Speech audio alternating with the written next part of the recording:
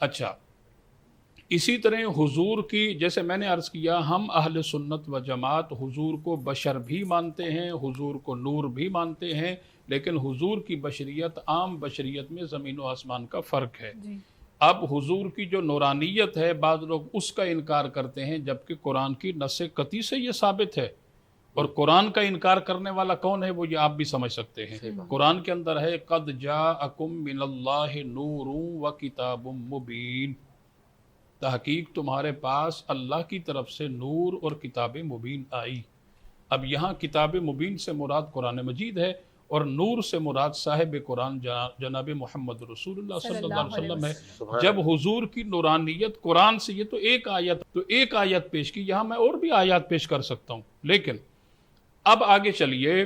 جو کہتے ہیں کہ حضور ہماری طرح ہیں، بخاری شریف کے اندر یہ حدیث پاک ہے کہ نبی کریم علیہ الصلوۃ والسلام رمضان کے جس طرح روزے ہم پر فرض ہیں اور بعض نفلی روزے بھی رکھتے ہیں، تو آپ صلی اللہ علیہ وسلم جو ہے وہ وصلی روزے رکھتے تھے، یعنی سرکار نے روزہ رکھا، دوسرے دن افطار کے وقت نہ کچھ کھایا نہ کچھ پیا، دوسرے دن پھر روزہ رکھ لیا، تیسرے دن پھر روزہ رکھ لیا۔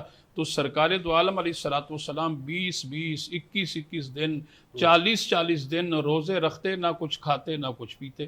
صحابہ کرام نے جب یہ دیکھا تو صحابہ کرام نے کہا کہ کیوں نہ ہو کہ حضور کی اس سنت پر عمل کیا جائے، ہم بھی روزے رکھیں۔ صحابہ نے روزے رکھنا شروع کر دیا۔ اب چند ہی دن گزرے، صحابہ کرام کی بڑی عجیب و غریب کیفیت، کمزوری کی وجہ سے بعض صحابہ جو ہے کھڑے ہونے کی کوشش کر رہے ہیں، کھڑے نہیں ہو سکتے، بولنے کی کوشش کر رہے ہیں، بول نہیں پا رہے، چلنے کی کوشش کر رہے ہیں، چل نہیں پا رہے، کمزوری کی وجہ سے۔ سرکار نے فرمایا کہ میرے غلاموں تمہیں کیا ہوا؟ صحابہ نے عرض کی یا رسول اللہ، دراصل بات یہ ہے کہ کچھ دنوں سے ہم نے دیکھا کہ آپ وصلی روزے رکھ رہے ہیں، تو ہم نے سوچا کیوں نہ ہو کہ آپ کی اس سنت پر عمل کیا جائے۔ من احیا سنتی فقد احبنی، آپ کا سچا محب وہ ہے جو آپ کی سنت سے پیار کرے، تو لہٰذا ہم آپ کی سنت پر عمل کر رہے ہیں۔ حضور نے فرمایا لا تواصلوا، اے صحابہ تم وصلی روزے نہ رکھو، ایکم مثلی، تم میں سے کون میری مثل ہے؟ اب یہاں بتائیں، یہ بخاری شریف ہے، جو رات دن بخاری کی رٹ لگاتے ہیں، رات دن بخاری کرتے ہیں، کیا وہ اندھے ہیں؟ ان کو یہ حدیث نظر نہیں آتی؟ اب بتائیں، حضور صحابہ سے کہہ رہے ہیں ایکم مثلی، اور ایک حدیث میں ہے لستو مثلکم، تم میں میری مثل کوئی نہیں ہے۔ جب صحابہ کرام کی جماعت کے اندر لستو مثلکم، تم میں میری مثل کوئی نہیں ہے، تو پھر اور کون ایسا ہے جو حضور جیسا ہو سکتا ہے؟ تو پھر سرکار دو عالم السلام نے فرمایا تم روزے نہ رکھو، کیوں؟ اس لیے ابھی تو عند ربی یطعمنی و یسقینی، میں رات کو اپنے رب کے پاس ہوتا ہوں، میرا اللہ مجھے کھلا بھی دیتا ہے، پلا بھی دیتا ہے۔ سبحان اللہ۔ یہاں دیکھیں حضور علیہ الصلوۃ والسلام کی بہت بڑی عظمت ہے۔ اب آگے چلیے کہ ہم میلاد مناتے ہیں، اور پھر کیونکہ شروع ہم نے کیا تھا کہ یہ جو میلاد شریف کا دن ہے 12 ربیع الاول، ہم اسے عید میلاد النبی کہتے ہیں اور سمجھتے ہیں اور مناتے ہیں، بلکہ کائنات کی سب سے بڑی عید سمجھ کے ہم اسے مناتے ہیں۔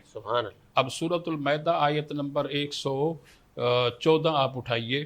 حضرت عیسیٰ علیہ السلام نے اللہ کریم کی بارگاہ میں دعا کی کہ باری تعالیٰ آسمان سے ہمارے لیے دسترخوان نازل فرما دے، تاکہ وہ دن، جس دن دسترخوان آئے گا، وہ دن عید الاولنا و آخرنا، یعنی ہمارے پہلوں اور بعد والوں کے لیے عید کا دن بن جائے گا۔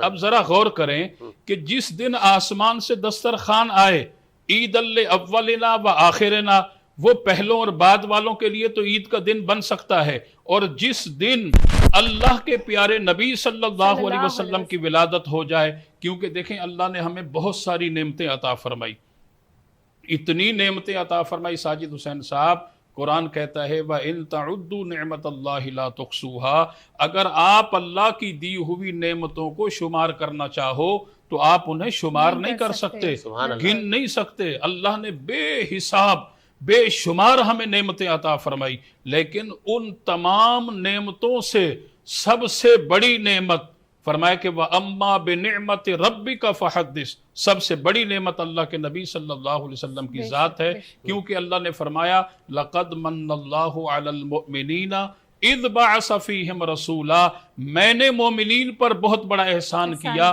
کہ ان کے اندر اپنی عظمت والا رسول بھیج دیا۔